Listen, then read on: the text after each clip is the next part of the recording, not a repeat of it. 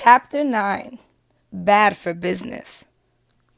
Mr. Rito was leaning on the corral fence, watching the line for the Jeep tours. "Hi, Mr. Rito," I said as I walked up. "I met your burro Mabel earlier."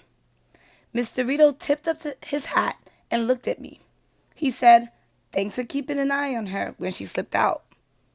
"You still haven't found your missing burros, huh?" I asked.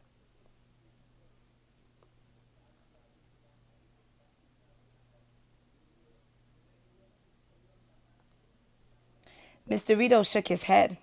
Then he nodded toward the jeeps as they rumbled off to start another tour. "Look at that," he said. "Used to be the only way down was to walk or ride one of my burros." "Not anymore," I said. "You got that right," Mr. Rito said. "Now there are jeeps and helicopters. No one's interested in riding a burro nowadays." "Business hasn't been good?" I asked. Mr. Rito glared at me. "No," he said. "It hasn't." He spit on the ground.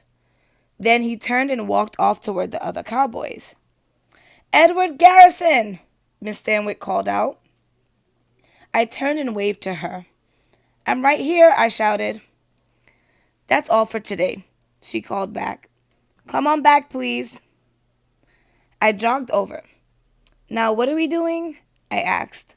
"Now," Miss Stanwyck said, "we'll pack up, have some free time to look around and enjoy the gift shop, and then have supper and hit the hay." "Sounds great," I said. I was tired.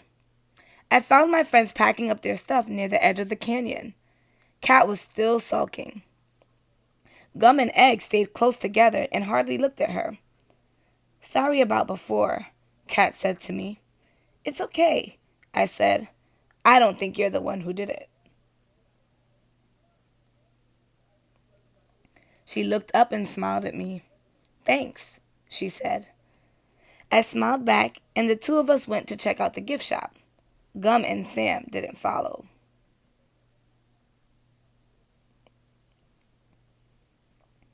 Chapter 10. Desert View. In the morning, Miss Stanwyck gathered the art club members together in the motel lobby. "Today we'll take a short bus ride," she said. "We're going to see the Desert View Watchtower." I glanced at my friends. None of us spoke. Gum and Sam were hunched close together, looking at her detective's pad. Kat didn't notice, or she pretended not to notice.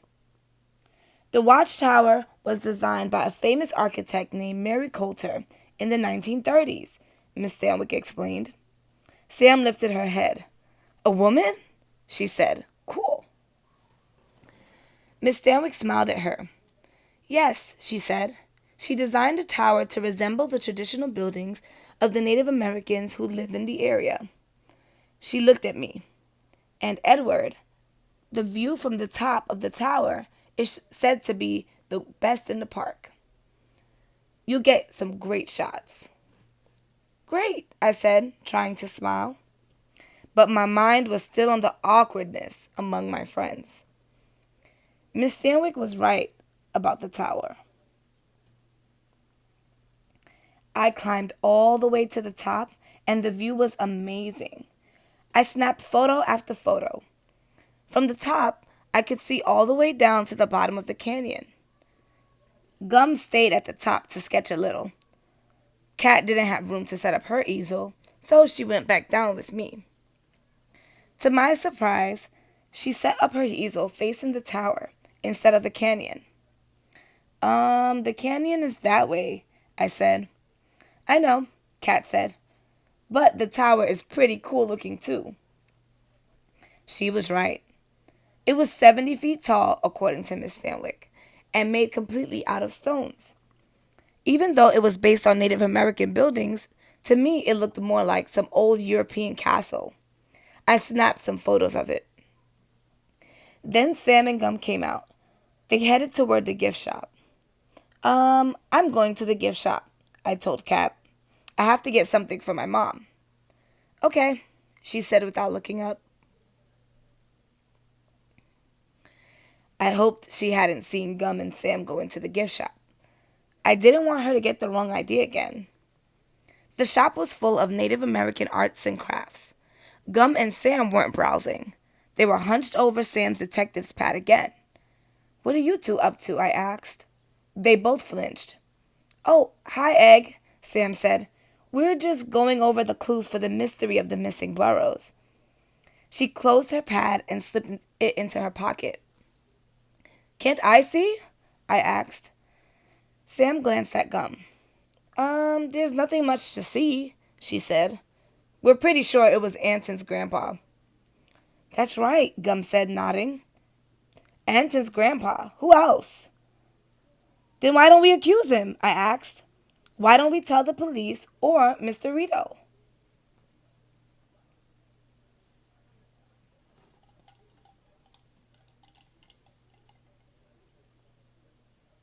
Gum said, "because we need better proof." "Then let's get it," I said. I stared at Sam. "Right," Sam said. She forced a smile. "We'll get the proof as soon as we get back." I squinted at her. "You're lying," I said. "Am not," they both said. "You are," I insisted. "You both think Cat freed those burros, don't you?" They both started talking at once. Sam said stuff like, "Of course we don't." Gum said things like, "Well, it is possible. She loves animals." I sneered at them. Then I turned on my heels and stomped out of the gift shop. When I reached Kat, she said, "No gift for your mom?" I didn't even stop. I just climbed onto the bus and sat in the last seat to wait for the drive back down toward our motel. Chapter 11, Friends Again. The bus pulled into the motel parking lot right around lunchtime. All the art club members were having a great time. Even Gum and Sam were acting like their normal selves. Only Kat and I, slumped in the last seat on the bus, were sulking. Once the bus stopped, Miss Stanwyck came to the back to talk to us. She frowned. We frowned back. "Aren't you two enjoying the trip?" she asked. We shrugged. "I guess," I said. "Sure," Kat said. Miss Stanwyck thought for a moment. "Kat, I've been really impressed with your painting so far," she said. "Thanks," Kat muttered. Miss Stanwyck looked at me. "Have you gotten some nice photos, Egg?" she asked. "I can't wait to see your prints so we can display them in the art room." "That would be great," I said, faking a smile. Miss Stanwyck sighed. "Boy," she said, "you two are harder to move than those stubborn burros." "What's that?" I said. Kat and I both perked up. "What about the burros?" Miss Stanwyck raised her eyebrows, but she went on. "I just mean Mr. Rito's burros," she said. "Did you try to move them?" I said, wondering if we had a new suspect finally. "Me?" she said. "Of course not. But I saw Mr. Gutman, Anson's grandfather, trying to move one this morning. It wouldn't budge." "Really?" I said. "Mm-hmm," said Miss Stanwyck. Finally, one of those cowboys took the rein and told Mr. Gutman to bug off. He was too heavy to ride anyway. She shook her head. "I guess it takes a special person to lead one of those burros." "Yeah," Kat said. "One of Mr. Rito's cowboys told us the same thing." Miss Stanwyck shrugged. "It's a shame about the three that got kidnapped," she said. "But I spoke to Mr. Rito this morning. He had them insured, so at least he won't go broke. Now come on, kids." Miss Stanwyck turned and walked off the bus. Kat and I stared at each other. "You thinking what I'm thinking?" I said. Kat nodded. "Let's go tell Sam," I said. I stood up and started for the door. Kat didn't follow. "Aren't you coming?" I said. Kat looked at her hands. "You go," she said. "I don't really want to talk to Sam." I rolled my eyes. Then I ran back and grabbed Kat's hand. "Come on," I said. "Let's just get it over with." Gum and Sam were with the rest of the class. They had all gathered around the Burros corral, where Mr. Rito was slumped on a bench with his head in his hands. "Another 3 burros are missing," he wailed. A cowboy stood next to him, patting him on the shoulder. Hey, where've you two been? Sam asked. She winked at Gum. Yeah, Gum said. Has Egg been helping you free more burros, Cat? Cat didn't answer. She looked at her feet and her face turned red.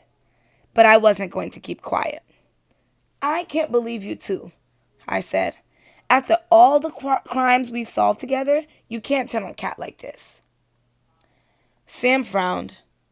Well, what better suspect do we have?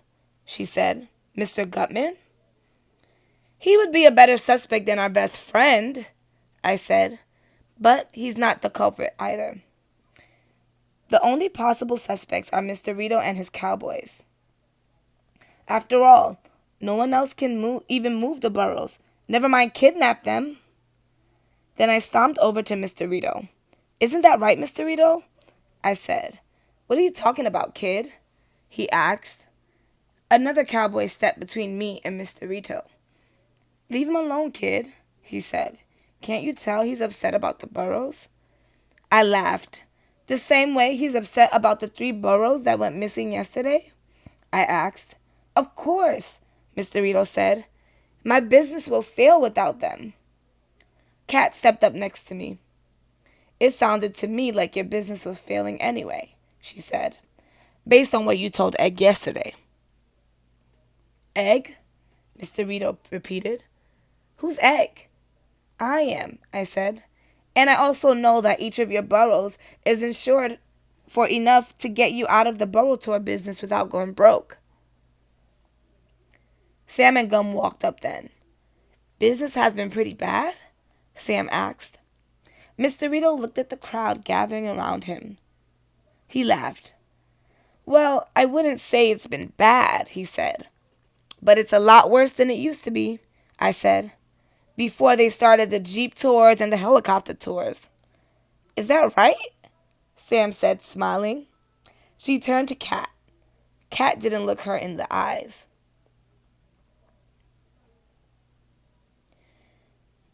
I'm sorry, Sam said. I never should have suspected you. Gum looked at Sam and then at Cat and then back at Sam. Wait, he said. What's going on? I poked him in the chest. You believed Anton, I said, shaking my head. Who would have thought? Cat laughed. It's okay, she said. I forgive them. I smiled at her and then at Sam and Gum. Okay, then I do too, I said. Then I faced the cowboy. Does Mr. Rito have a stable somewhere? I asked. Of course, the cowboy said. The burros don't sleep out here in the corral. Is there another stable? I asked. Maybe one he doesn't use a lot. The cowboy took off his hat and scratched his head. Yes, he said. It's down in the village. It was all boarded up last time I was there. Mr. Rito told us to stay away. Mr. Rito jumped to his feet. And that's what I meant, he said. Miss Stanwyck, Sam said, can you find a park ranger, please? I think they'll want to check out the stable down in the village. Yeah, I said. I have a feeling they'll find 6 kidnapped burros in there, safe and sound. Cat nodded. They'll probably want to call Mr. Rito's insurance company too, she said, because those 6 burros will be airtight evidence of fraud if he's filed a claim. Mr. Rito laughed nervously. He looked at his cowboy, who looked back with a quizzical squint. Is this true, Mr. Rito? The cowboy asked. Mr. Rito laughed again. Of course not, he said. Why, these kids... He didn't even finish, though. Instead, he just started running right down the sandy, winding path to the bottom of the canyon. The cowboy watched him go. He won't get far like that, he said. The rangers will catch him in their jeeps in no time. We watched the rangers' jeeps barrel down the canyon road. Boy, I said, Mr. Rito is really going to hate those jeeps now. Cat smiled. Come on, she said. I have a great idea for a new painting.